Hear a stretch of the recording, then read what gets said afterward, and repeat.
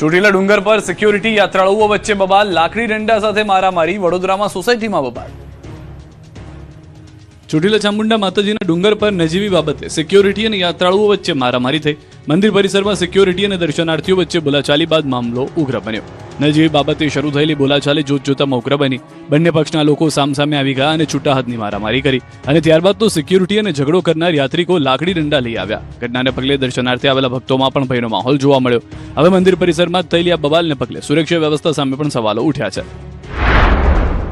વડોદરાના આજવા રોડ પર આવેલી શ્રીજી આશ્રય સોસાયટીમાં દશામાની સ્થાપનાને લઈને બવાલ થઈ। ફ્લેટના પૂર્વ સભ્ય અને કિન્નર દ્વારા દશામાની સ્થાપના કરી બહારના લોકોને દર્શન માટે આમંત્રણ અપાયું, જે બાદ વિવાદ સર્જાયો। દશામાના દર્શન માટે બહારથી સેંકડો ભક્તો સોસાયટીમાં આવતા અન્ય રહીશોએ વિરોધ કર્યો।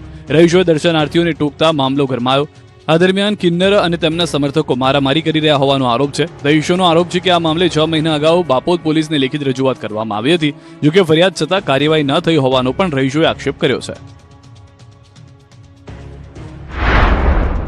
અમદાવાદના ચાંદખેડાની SMS હોસ્પિટલમાં મારામારી। અગમ્ય કારણોસર દર્દીના સગા અને હોસ્પિટલના સિક્યોરિટીએ છૂટાહાથની મારામારી કરી। સિક્યોરિટીએ લાકડી વડે હુમલો કર્યાનો પણ આરોપ। બનાવની જાણ થતાં પોલીસે પહોંચી મામલો થાળે પાડ્યો।